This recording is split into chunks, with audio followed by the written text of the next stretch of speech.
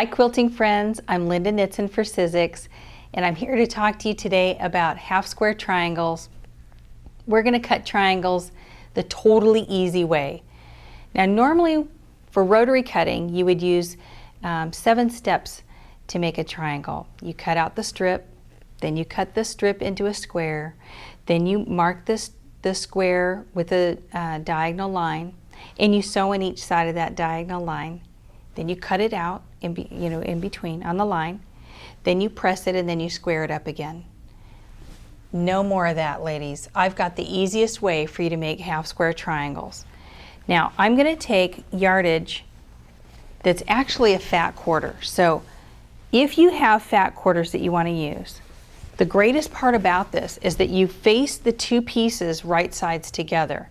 Now some of you already know you're going to end up with the coolest thing in the end. You're going to skip ahead on me, but take a second and line this up. Now the die itself comes 2 different ways. It will either come in a small Bigz die that looks like this, or you can get the half square triangles on the 25-inch long die. I'm going to demonstrate today on the 25-inch long, but you can do them either way, like I said. The most important thing that you have to remember is when you lay your fabric on, you really want it to be straight with the grain in either direction. Don't put it on crooked or you'll end up with bias pieces. That's not good for anything. So when you lay your fabric down, you might notice that your bottom piece here is going to interfere with your selvage. Don't worry about that. Just go ahead and toss it out in the end. The die was made to maximize your amount of cuts. So if you had scrap pieces that you were cutting out, you could lay those scrap pieces all along the die all the way down to the end and cut them all at one time. Now you can put up to 8 layers of fabric at one time, one pass through the machine, and I'm going to show you how easy that is. So take a second, make sure that your fabric lines up, make sure that your fabric is at the same, see how I have it thicker up here than I have down here, so I'm going to want to make sure to make that more even. I line that up. Now I can roll this whole fat quarter here onto my die if I want to and cut all these pieces all at one time.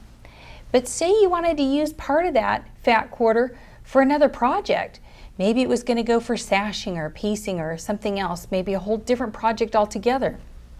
You can take the rest of that fabric, as long as it equates to 8 layers total on the die, and that would be 8 layers facing the die or sandwiched underneath. Anything sandwiched underneath the die is going to be fully protected and will never get cut.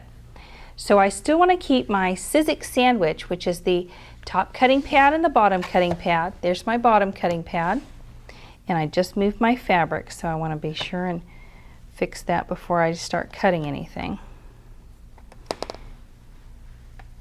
Lay that underneath. Put your top cutting pad on the top of the fabric. Now I have either the Big Shot Pro machine here today or I have the Big Shot. These extra long dies can be used to cut in either machine, it doesn't matter, provided that your Pro machine has the extended accessories. That would be the 25-inch long tray and not the craft tray that comes with the 12-inch size. So either one will work. I'm going to use the Big Shot today just to demonstrate. So I'm going to take that and I'm going to put it into the machine, and I'm going to start turning the handle. When it starts turning, I move my hand up here to the top and I just start cranking. Friends of mine say I need a handy dandy song to sing to you, but that would be a whole nother video. So we're just going to turn this through, and you will come to a point where you'll feel some resistance as you're cutting. That's where it's cutting across to make those triangles. So you turn until you can't turn any longer, and the machine is counterbalanced so it's not going to fall on the floor. I'm going to pull this out for you, and you can already see those half square triangles peeking through. I'm going to slide the cutting pad off. If I were to lift this off, my pieces are going to stick to the cutting pad. So slide that off, and your pieces will stay for the most part.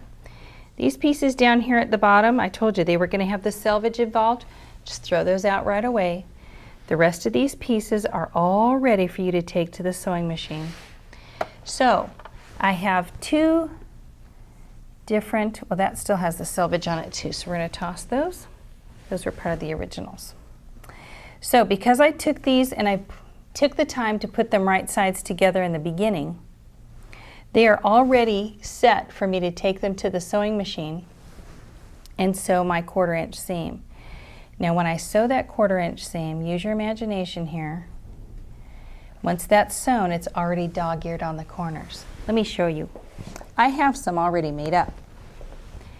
I didn't have to square that up. I didn't have to clip the dog ears.